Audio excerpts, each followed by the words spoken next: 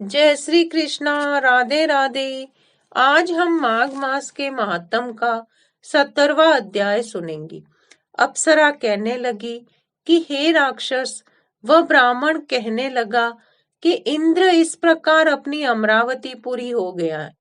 सो हे कल्याणी, तुम भी देवताओं से सेवा किए जाने वाले प्रयाग में माघ स्नान में स्नान करने से निष्पाप होकर स्वर्ग में जाओगी।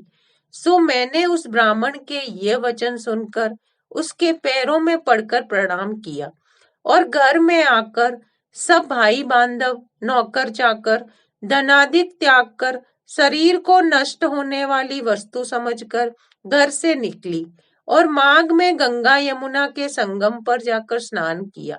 सो हे निशाचर, 3 दिन के स्नान से मेरे सब पाप नष्ट हो गए और 27 दिन के पुण्य से मैं देवता हो गई और पार्वती जी की सखी होकर सुख में निवास करती हूँ। इसलिए मैं प्रयाग के महात्म को याद करके सब देवताओं के सहित माघ में प्रयाग स्नान करती हूँ। सो मैंने अपना यह सब वृतांत तुमसे कहा। तुम भी इस योनि में पड़ने और कुरूप होने का सब कारण कहो। तुम्हारी दाढ़ी और मूछें बहुत बड़ी बड़ी हो गई हैं और पार्वती जी की गुफा में वास करते हो। निशाचर कहने लगा कि हे भद्रे, सज्जनों से गुप्त बात कहने में ही कोई हानि नहीं होती। मुझको अब कोई संशय नहीं रहा कि मेरा उद्धार तुमसे ही होगा। सो मैं अपना सब वृतांत तुमसे कहता हूँ। मैं काशी में वेदों का ज्ञाता था और बड़े उच्च कुल के ब्राह्मण के घर में जन्म लिया था।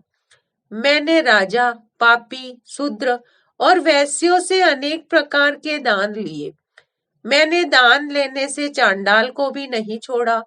उस जन्म में मैंने कोई भी धर्म नहीं किया, वहीं पर ही मृत्यु को प्राप्त हो गया। तीर्थ स्थान पर मरने के कारण नरक को नहीं गया। पहले 2 बार गिद्ध योनि में, 3 बार व्याघ्र योनि में, 2 बार सर्प योनि में, 1 बार उल्लू की योनि में और अब 10वीं बार राक्षस हुआ हूँ और सैकड़ों वर्षों से इसी योनि में हूँ। इस स्थान को 3 योजन तक मैंने जंतुहीन कर दिया है।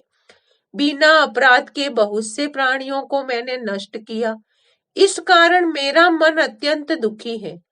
तुम्हारे दर्शन से चित्त में कुछ शांति अवश्य आई है, क्योंकि सज्जनों का संग तुरंत ही सुखदायी होता है।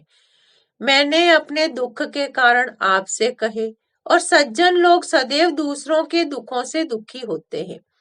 अब ये बताओ कि इस दुख रूपी समुद्र को कैसे पार कर सकता हूँ। क्या क्षीर सागर हंस को ही दूध देता है, बगुले को नहीं देता? दत्तात्रेय जी कहने लगे कि इस प्रकार उसके वचन सुनकर कांचन मालिनी कहने लगी कि हे राक्षस, मैं अवश्य तुम्हारा कल्याण करूंगी। मैंने दृढ़ प्रतिज्ञा की है कि तुम्हारी मुक्ति के लिए अवश्य प्रयत्न करूंगी। मैंने बहुत बार प्रयाग में स्नान किया है। वेद जानने वाले ऋषियों ने दुखी को दान देने की प्रशंसा की है। समुद्र में जल बरसने से क्या लाभ। प्रयाग में स्नान करने का 1 बार का फल मैं तुझे देती हूँ, उसी से तुमको स्वर्ग की प्राप्ति होगी। उसके फल का अनुभव मैं कर चुकी हूँ। तब उस अप्सरा ने अपने गीले वस्त्र को जल से निचोड़कर जल को हाथ में लेकर माघ स्नान के फल को उस राक्षस को अर्पण किया। उसी समय पुण्य प्राप्त वह राक्षसी शरीर को छोड़कर तेजमय सूर्य के सदृश्य देवता रूप हो गया। आकाश में विमान पर चढ़कर अपनी कांति से चारों दिशाओं को प्रकाशित करता हुआ शोभायमान हुआ और कहने लगा कि ईश्वर ही जानता है तुमने कितना उपकार किया है। अब भी कृपया कुछ शिक्षा दो जिससे मैं कभी पाप न करूं। अब मैं तुम्हारी आज्ञा पाकर स्वर्ग में जाऊंगा। तब कांचन मालिनी ने कहा कि सदैव धर्म की रक्षा करो, काम रूपी शत्रु को जीतो, दूसरों के गुण तथा दोषों का वर्णन करो, शिव और वासुदेव का पूजन करो, इस देह का मोह मत करो। पत्नी पुत्र धन आदि की ममता त्यागो, सत्य बोलो, वैराग्य भाव धारण कर योगी बनो। मैंने तुमसे ये धर्म के लक्षण कहे हैं, अब तुम देवता रूप होकर शीघ्र ही स्वर्ग को जाओ।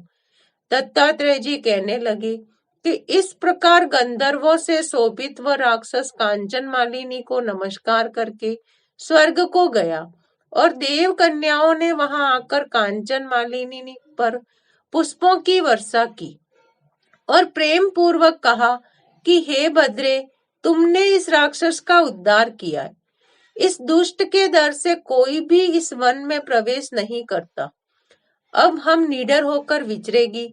इस प्रकार कांचन मालिनी उस राक्षस का उद्धार करके प्रेम पूर्वक देव कन्याओं से कीड़ा करते हुए शिवलोक को हो गई। राधे राधे।